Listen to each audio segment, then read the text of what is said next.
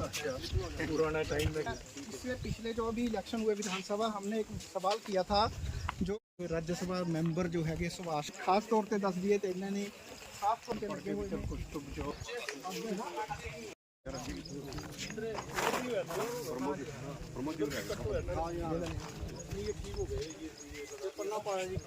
प्रधान जी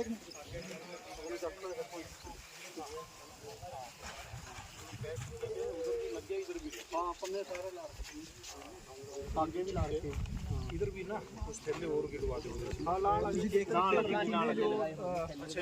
अधिकारी के लिए ज़्यादा हो जाए दुकान घुटने पर कोई है नहीं जी, क्योंकि बारिश बुरिश हो जाती है ना की आशंका तो क्या है कि जब ऊपर ज़्यादा बारिश होती है और उस समय आशंका बनी रहती है, लेकिन प्रशासन पूरे हरियाणा प्रदेश में पंचकुला से लेकर के और सिरसा तक जो हमारा राजस्थान का बॉर्डर है वहाँ तक पूरी तरह से अलर्ट है कि कहीं भी चाहे वो घग्गर है चाहे वो रंगोई है उसके बंद टूटने ना पाए और पानी सारा ठीक से आगे निकल करके O2 हेड के माध्यम से और आगे जो वहाँ से नाले निकासी के बनाए हैं उनके माध्यम से पानी निकल जाए।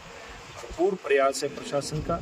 हमारा प्रशासन के साथ साथ सब पंचायतें भी चुने हुए प्रतिनिधि पूरे हरियाणा प्रदेश में घग्गर के आसपास के क्षेत्र में निगाह बढ़ाए हुए, सामाजिक संगठन भी और गांव के आम नागरिक भी, शहरों के नागरिक भी आकर के इस सारी स्थिति के ऊपर निगाह रखे हुए हैं। जहां भी जिसकी जैसी भी मदद की जरूरत होती है वैसी मदद हमारे नागरिक जहाँ पर कहीं भी पानी खड़ा हुआ है किसी भी कारण से, चाहे वो घग्गर का कहीं पानी गया है या फिर बारिश का पानी, इसे मोटे तौर पे अभी घग्गर का पानी ओवरफ्लो कहीं होता दिखाई नहीं देता है। जी हाँ, हम कासिमपुर नड़ेल का जो पुल है जो जाखड़ से जोड़ता है वहाँ हम खड़े हैं।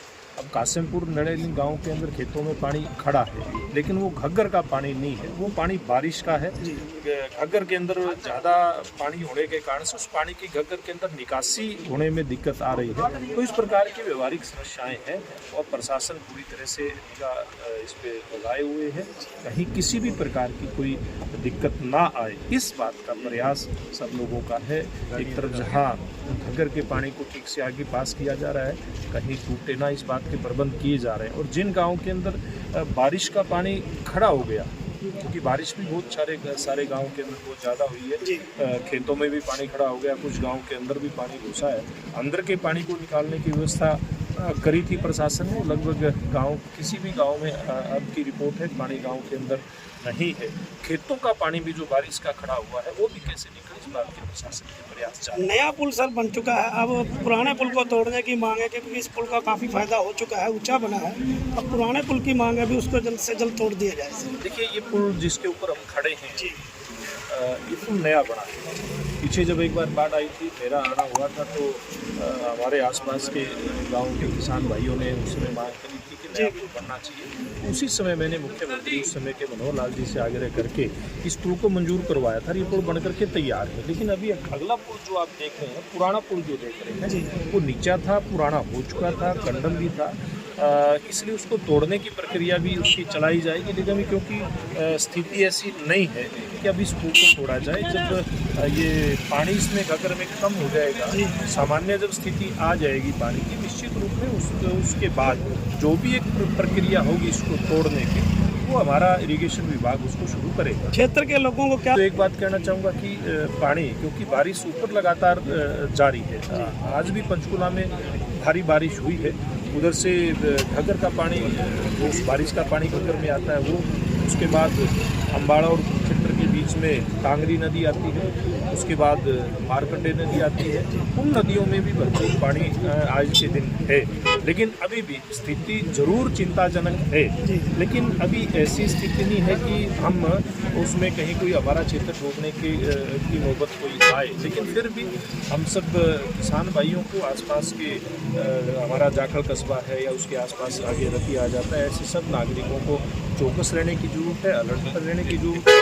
अपने खेतों के अंदर पशुओं का चारा और अपनी फसल को हम कैसे बचाएं, इस बात के लिए हम सब लोगों को पूरा ध्यान रखने की जरूरत है। ये मैं आपके माध्यम से हम सब किसान भाइयों को अपील करना बरसात के कारण काफी सर्वे मकानों के लिए भी चलाया जाएगा, खेतों में भी जल भराव है। निश्चित रूप में। और जो खेतों के अंदर नुकसान हुआ है, बहुत सारे किसान भाइयों की फसल डूब गई है। एक बार जिस फसल के ऊपर से, चाहे वो हमारी धान की फसल है या हमारी नरमा कपास की फसल है, जिसके ऊपर से पानी निकल गया, वो निश्चित रूप से बचने वाली नहीं है। उसके लिए क्षतिपूर्ति पोर्टल खोला गया है। और रात भी मुख्यमंत्री जी से बात हुई थी, जिला के अधिकारियों से लगातार मैं संपर्क में हूँ, डीसी एसपी सब अधिकारी संपर्क में हैं। और हम सब जहाँ कहीं भी नुकसान है, क्षतिपूर्ति पोर्टल के ऊपर अपने नुकसान की जानकारी जरूर दें। जहाँ कहीं कोई मदद की जरूरत है, सरकारी कर्मचारी मदद के लिए तैयार हैं, हमारी पार्टी के कार्यकर्ता भी मदद के लिए तैयार हैं, बहुत सारे सामाजिक संगठन भी मदद के लिए किसानों के आगे आए हुए हैं। तो हम सबको एक साथ मिल करके, एक दूसरे से जुड़ करके ये जो संकट की स्थिति सामने दिखाई दे रही है, इससे निकलने का प्रयास करना है। Thank you.